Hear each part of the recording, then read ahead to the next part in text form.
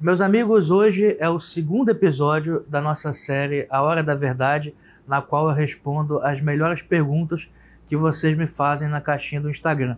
Como eu já disse anteriormente, eu recebo muitas toda semana, não tenho condição de responder todas por lá, até o formato de responder por escrito não é muito bom, e eu prefiro algumas que eu posso me estender mais, né? Usar aqui o YouTube para isso também, né?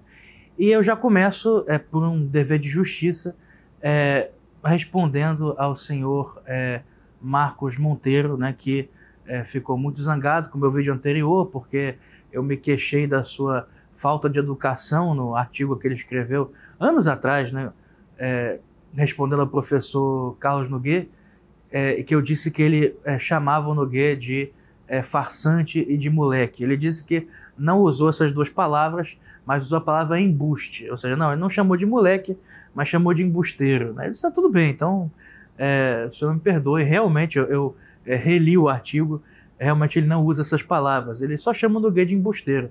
E aí ele foi se defender de novo. Não, eu não chamei de embusteiro, eu disse que foi um embuste o que ele fez, né? Quer dizer, é interessante assim, como é que a pessoa vai praticar um embuste sem ser um embusteiro. Mas tudo bem, né? Eu acredito nas intenções dele, eu sei que ele não teve a intenção de ofender ninguém, né? Eu só queria realmente usar um exemplo, né, de como o olavismo acabou produzindo uma casta de pessoas até bastante intelectualizadas, pessoas com muito estudo, mas que no seu trato pessoal, né, são extremamente arrogantes, né? Algumas delas, sim, são pseudo-intelectuais, pedantes mesmo, que falam sobre o que não sabem, né? Ficam só repetindo. A quantidade de pessoas que repetem o que aprenderam, né? Tanto com o mestre deles, o Olavo de Carvalho, quanto com outros autores, e apresentam as coisas como se fossem originais, né? Como se fossem ideias originais deles. Isso, infelizmente, é muito comum nesse meio. Quer dizer, ele precisa ainda de um polimento, precisa de muita correção moral mesmo, até isso se tornar uma classe intelectual minimamente séria, né?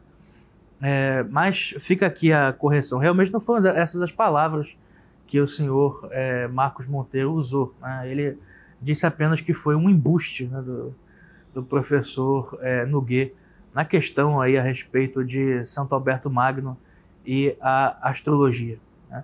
Mas vamos agora, sem delongas, responder as perguntas que vocês fizeram nessas últimas semanas, né? Quais foram as melhores? E eu começo por uma que eu acho que é muito relevante para o meio, né, que me ouve, as pessoas que costumam assistir os vídeos desse canal. Não te parece que o tradicionalismo é uma fábrica de escrupulosos? Realmente parece. Cada vez mais esse problema vem à minha atenção. Eu tenho percebido inúmeros casos, né, de fiéis e, infelizmente, às vezes de sacerdotes também, nos diversos meios tradicionalistas, né? São meios pequenos, né? São pequenas bolhas, né? Pequenas comunidades, algumas bastante isoladas, né? Do bojo do catolicismo brasileiro, mas todas elas têm isso em comum, né? Uma tendência a uma ênfase muito grande na disciplina moral, na penitência, nos escrúpulos e na censura, às vezes, né? Censura a autores, a músicas, etc. Tudo isso aí tem que ser moderado, né? Ainda mais considerando o meio social do qual a maioria desses fiéis vem, né? É preciso ter muito cuidado com essas coisas. E eu me peguei refletindo sobre uma semelhança que existe entre esses escrúpulos do meio tradicionalista e a tendência escrupulosa que surgiu no século XVI entre os primeiros protestantes, né? Não que eu queira aqui reforçar a imagem dos tradicionalistas como cismáticos ou como novos protestantes, que muita gente os acusa de serem isso, e não são realmente. Mas existe esse traço comum, né? Depois de Lutero e de Calvino, né, a primeira geração de protestantes sentiu um peso muito grande, sentiu o trauma, né, da separação de Roma como um choque, né? Então existia a necessidade muito grande de compensar psicologicamente essa separação com um enrijecimento da disciplina moral, né? Até também pelo fato de muitas denominações protestantes não terem sacramento da confissão, não terem o equivalente ao sacramento da confissão. Então eles sequer se confessavam, quer dizer, precisavam de um sucedâneo, né, psicológico para isso, né? Então adotaram uma disciplina cada vez mais férrea, né? E esse aspecto também surge no tradicionalismo católico, né? E aí eu acho que por duas razões principais. A primeira é entre os grupos que decidiram fazer acordos com Roma, né, e voltar à chamada plena comunhão, né? Esses grupos tendem a ter uma consciência culpada em relação a isso. É claro que existem muitos argumentos que podem convencer as pessoas a acreditarem que o caminho da conciliação é o melhor, que não vale a pena, né, uma crítica aberta, uma negação tão aberta ao modernismo e ao Concílio Vaticano II, e que deve-se buscar os acordos com Roma, né? Não sou teólogo, não cabe a mim discutir isso, mas existe em todos esses grupos uma sensação, né, de como se eles tivessem se vendido, né? Não estou dizendo que se venderam, tá? Eu sei que há pessoas seríssimas nesses meios e às vezes motivações muito elevadas, né, as levaram a essas atitudes, mas existe a sensação geral de culpa, né, por estarem em comunhão com algo que eles sabem ser herético, né? E, portanto, essa tendência de querer apostar na disciplina moral como que para justificar a sua decisão, né?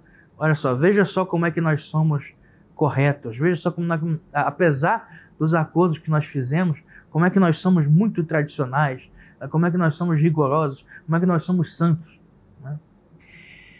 E existe do outro lado, por parte daqueles que não fizeram acordos com Roma, um complexo de culpa pelo motivo oposto, né? Pelo fato de se sentirem cismáticos, né? Num estado irregular, né? E nós temos que confessar isso, né? Por mais que as sagrações de Ecônia, pelo menos a meu ver, sejam plenamente justificáveis, a situação canônica que surgiu a partir daí para a Fraternidade São Pio X e outros grupos próximos dela, não é uma situação normal, né? Não é uma situação sadia, né? É algo que um dia vai ter que acabar, né? Quer dizer, essa tensão ela é muito forte para que os indivíduos consigam suportá-la por muito tempo. Daí essa necessidade de criar certas muletas, né? E a piedade, não é a piedade excessiva, né? Até porque a piedade, para quem é bom católico mesmo, nunca é demais, né? Mas a disciplina excessiva, né? O escrúpulo, acaba sendo um sucedâneo psicológico, né, dessa comunhão que no fundo se deseja. Então, assim, são meios realmente um pouco complicados, né, de se viver. Algumas pessoas tendem a se decepcionar muito, né, com os meios tradicionalistas. Às vezes, muitas pessoas bastante complicadas, com problemas psicológicos graves, né, acabam desenvolvendo neuroses mesmo nesses meios, né? Há alguns meios que têm um comportamento mais sectário também, então é muito difícil, né? Eu acabo adotando uma postura cada vez mais de reserva, né, de admiração, né, por sacerdotes excelentes que existem nesses meios, de fiéis também, pessoas inteligentíssimas, piedosíssimas, né, algumas talvez até próximas da santidade mesmo, que eu já conheci, mas que estão no meio que é um pouco insalubre, né? Então, realmente, eu sempre tive essa dificuldade de conviver com quaisquer meios, na verdade, católicos, né? Não tem jeito. Quando não existe mais uma sociedade católica, né? Quando a revelação, né? o espírito cristão, a moral católica também, não pervade a sociedade inteira, os cristãos autênticos vão tender a se isolar em clubes. E esse isolamento acaba levando a esse tipo de problema, né? A um certo sectarismo, a uma certa reclusão insalubre, esquisita, né? Mas esses problemas, eles são menores em relação à crise que a igreja enfrenta fora disso, né? Então, eu acho que, mesmo com isso, né, vale muito a pena a pessoa permanecer ligada àquilo que é a tradição da igreja, né? Por causa de problemas menores, né, de disciplina, de escrúpulos, nós não vamos jogar aquilo que é mais importante fora, né? Então, o importante é preservar a fé, né? O importante é preservar aquilo que a igreja sempre ensinou, né? E isso, mal ou bem, né, é preservado nos meios tradicionalistas, né? Bom, então agora, segunda pergunta.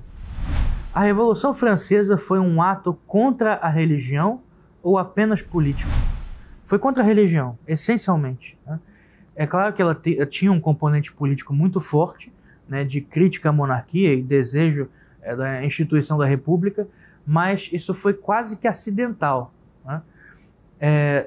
Brissot, o chefe dos girondinos, jamais teria começado a sua campanha por uma revolução republicana, né? E a campanha também por uma guerra, né, que provocaria essa revolução, e ele sabia muito bem disso. Uma guerra da França contra as potências estrangeiras, contra a Prússia e a Áustria. Se não existisse antes uma necessidade de destruir a Igreja Católica, né? E no momento em que a monarquia começou a representar um obstáculo para isso, a monarquia tinha que ser derrubada.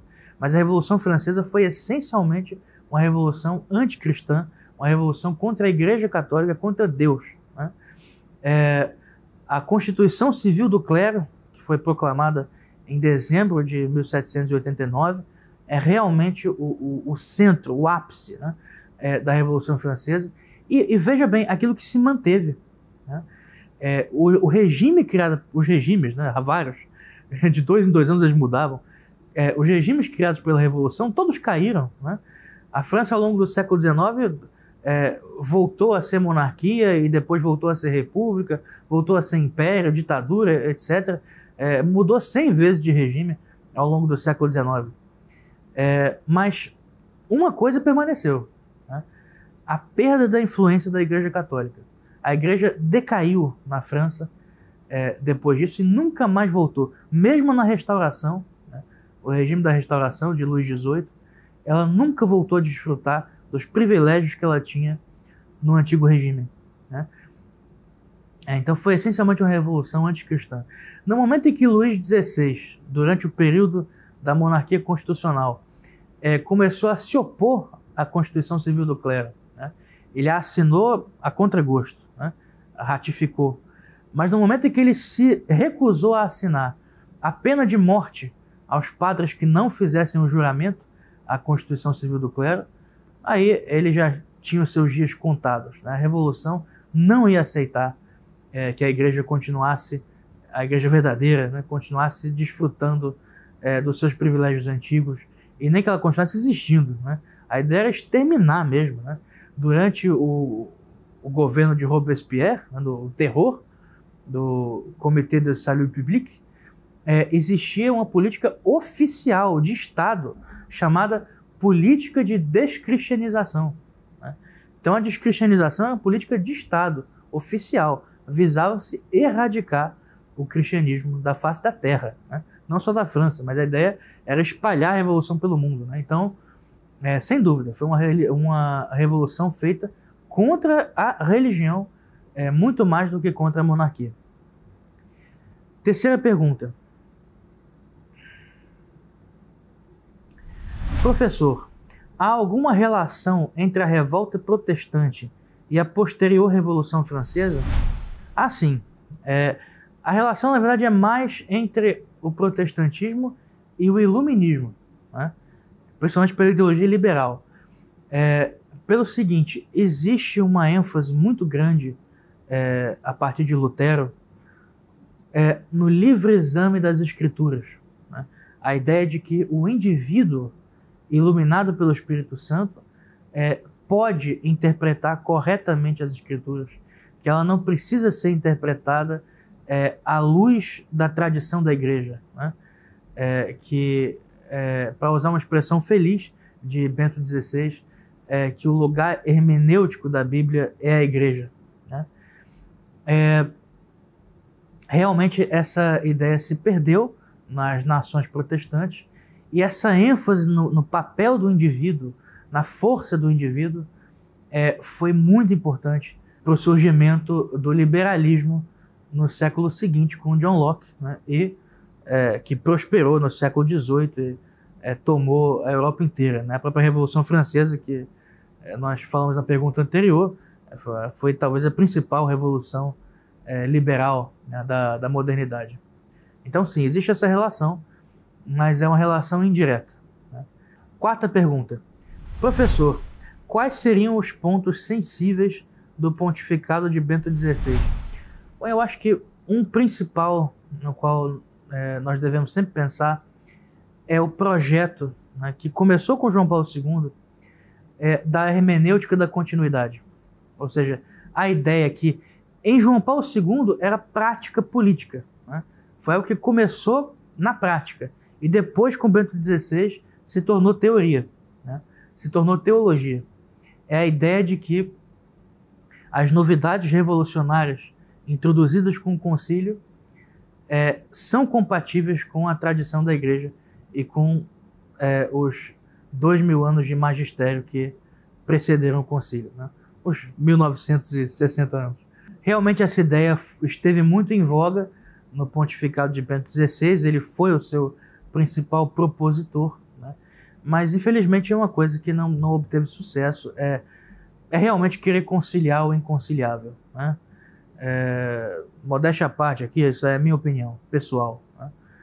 E nós vemos que o Papa Francisco não seguiu essa linha, né? Então realmente é algo que hoje em dia foi praticamente abandonado, né? São poucos os que ainda apostam nessa ideia da hermenêutica da continuidade, né? A ruptura é muito clara do que aconteceu entre o que existia de catolicismo antes e depois, né? Então realmente eu acho que o principal esforço de Bento XVI foi de fazer esse casamento, essa união, que era uma quimera, que era impossível, né? Então, por louváveis que fossem as intenções dele, ele não conseguiu levar isso a cabo, né? Realmente era impossível. Quinta pergunta. Acha que um namoro de um católico com uma não católica pode dar certo? Não pode dar certo, né? Vocês querem coisas diferentes, vocês estão buscando coisas diferentes, não tem como isso dar certo. Não. Sexta pergunta. Já leu René Guénon Revelado? Li e caí do cavalo, porque o livro é realmente excelente, né? Eu tinha criticado o autor no primeiro vídeo dessa série, mas realmente essa obra é excelente, né? É um livro que, antes de lê-lo, eu imaginei que fosse mais algo panfletário, assim, um livrinho de propaganda, e não é. Realmente houve um cuidado muito grande na parte biográfica, né, de René Guénon, em buscar várias fontes. É quase como realmente uma pesquisa acadêmica, né? O autor faz muitas citações a obras de referência. Também na apresentação do pensamento de Guénon, perfeito, né? Bastante sintético. E também em relação ao pretenso papel de Guénon num projeto islamizador, etc. Ele desfaz essa dúvida, e que de fato, né, isso é muito errado. Guénon não pode ser entendido como fundamentalmente um autor islâmico, né, islamizante. Na própria filosofia perennialista, isso não faz muito sentido, né? Então é outra coisa, né?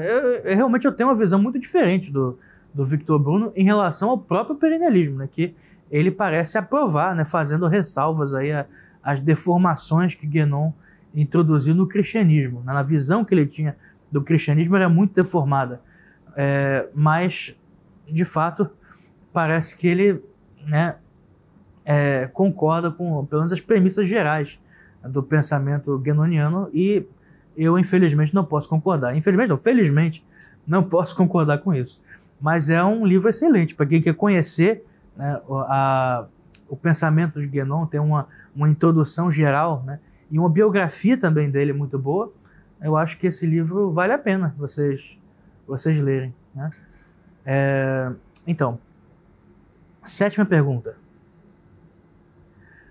Como conciliar uma aristocracia hereditária à liberalidade de Deus, que dá seus dons a quem quiser? Eu acho que o problema aqui é que você está enxergando a aristocracia mais ou menos como uma espécie de oligarquia, né?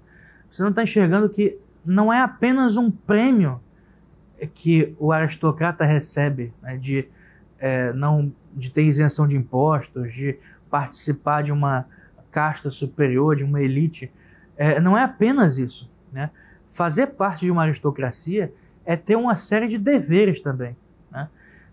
O dever de proteger a sociedade, né, da sua corrupção, seja física, né, dos ataques físicos, né, que ela pode receber, de proteger mesmo o povo, mas também de protegê-la moralmente, de protegê-la intelectualmente, de ser a retaguarda, né, da sociedade. O aristocrata verdadeiro, né, a classe aristocrática autêntica, que não existe mais no mundo, né, no mundo inteiro, ela se sente responsável pela sua nação, né, que ela guarda, assim como ela guarda as suas tradições, né?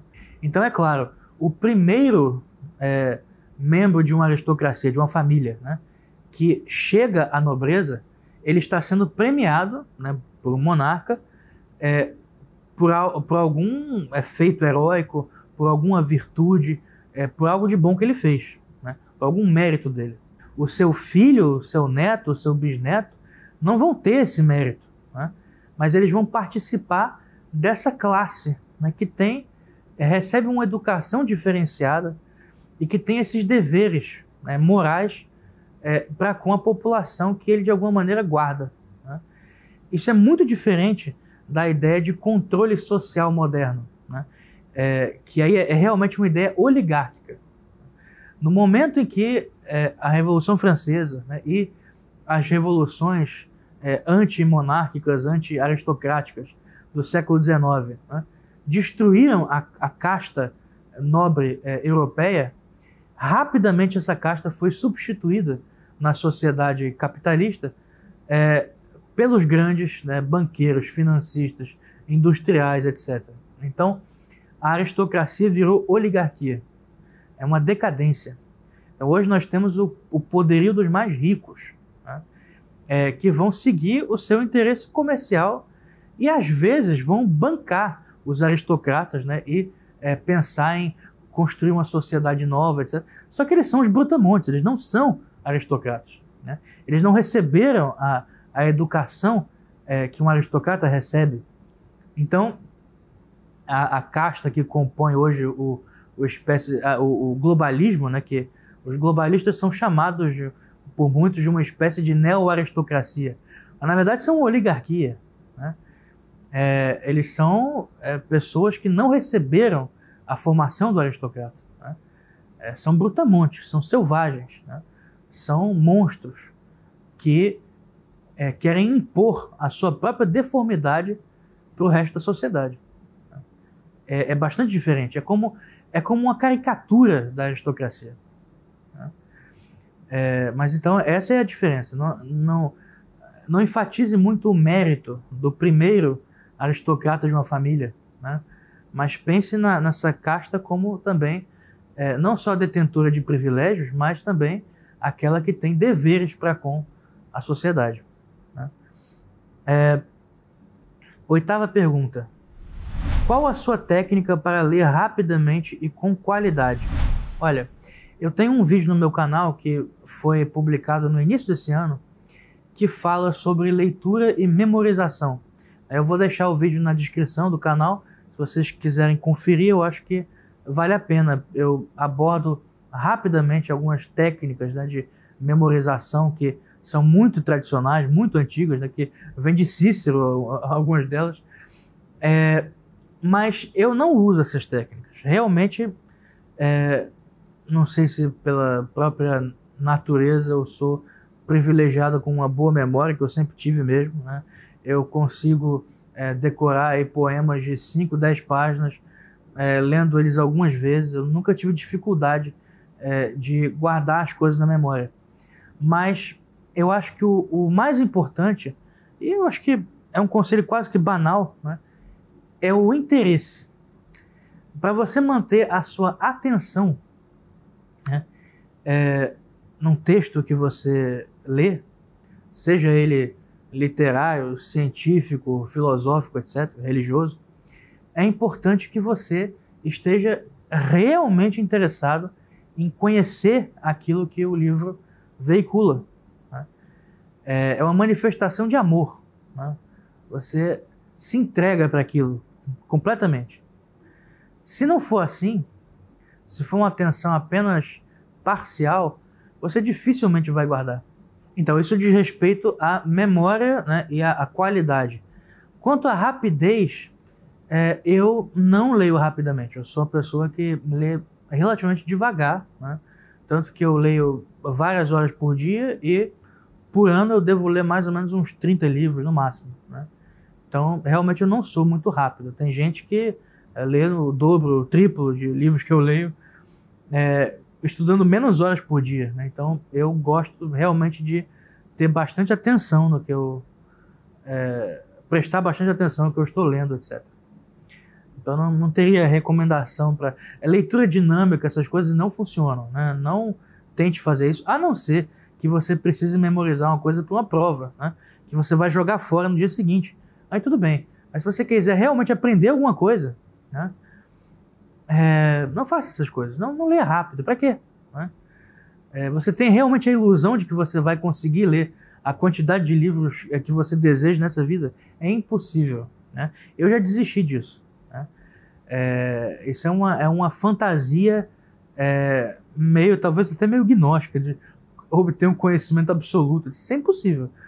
Sabe a quantidade de livros que já foram escritos desde que existe humanidade? Certamente é uma quantidade maior do que de seres humanos vivos hoje, né? Existem bilhões, trilhões de livros, né? Você nunca vai ler isso, né? Na sua área principal de estudos, você não vai ler tudo, né? Um ser humano, aí, um intelectual bastante competente, ele no máximo lê aí uns 10 mil livros na vida, talvez um pouco mais. Não vai passar de 20 mil, né? Um cara assim que seja, né, extremamente rápido na leitura, e vamos dizer que ele viva muito, até os 100 anos, né? Aí o cara vai ler uns 20 mil livros na vida. O que é isso? É nada, isso é uma gotinha, né, no oceano de leituras aí que ele nunca vai fazer. Então, não queira ler rápido, né? Queira ler bem, né? Queira que as suas leituras tenham proveito para você. E a última pergunta, meus amigos, é de um rapaz muito jovem, né, que, claro, eu não vou identificá-lo, mas eu achei a sua pergunta muito sincera e eu admirei até a coragem dele, né, que ele publicou o nome dele na pergunta, né, eu que não vou ler. Mas ele diz o seguinte: sou incel e não consigo uma mulher, mas queria muito ter esposa e filhos. O que faço? Bom, eu não sou casado nem tenho filhos, então eu não sou a pessoa mais adequada para te dar conselhos nesse âmbito, né? Mas a primeira coisa que eu posso te dizer é: abandone esse nome de incel, né? É uma sigla que significa celibatário involuntário, né? Quer dizer, ao se apresentar como incel, você já está se xingando, né? Você já está se apresentando para os outros como fracassado, como uma pessoa inferior. Quer dizer, se você não tem respeito por si mesmo, né? Se você não tem um mínimo de amor próprio, como é que você vai esperar que uma mulher preste atenção em você? Como é que você vai querer que ela te respeite também? Que ela ame você? Né? Não dá para fazer assim. Né? E outra coisa, fuja desses grupos incel, né? Porque essas pessoas são ressentidas, são pessoas doentes, que essas sim, realmente fracassadas, que se reúnem na internet, nesses fóruns, para ficar falando mal de mulher. Quer dizer, se você quer se casar, você quer buscar uma boa mulher para você, você vai ficar num ambiente onde os caras ficam falando mal de mulher? Você vai ficar ressentido, né? Mesmo que você não tenha razão para ficar ressentido, só de absorver, né, esse ambiente de frustração, de inveja, de doença mental, muitas vezes, você vai ficar assim. Né? Você vai chegar na mulher, eu quero você, mas você não me quer não, né? Porque você é um idiota, não sei o quê. Quer dizer, você já está com ressentimento da pessoa que você deseja. Né? Não faça isso. Né? Se afaste desses grupos. Eles são realmente, eu vou usar aqui o termo que está na moda, que é péssimo, né? Tóxico. O ambiente é tóxico mesmo. Né? É venenoso. Né? Ele faz mal à sua alma, à sua inteligência. Então, é isso. Deixe de ser incel. Né? Abandone esses ambientes, abandone esse apelido, não se chame assim. Né? E respeite as mulheres. Né? Demonstre atenção para com elas e vai aparecer uma boa pessoa para você. Tem muita gente no mundo, tem muita gente. Né? Não vai faltar mulher, não.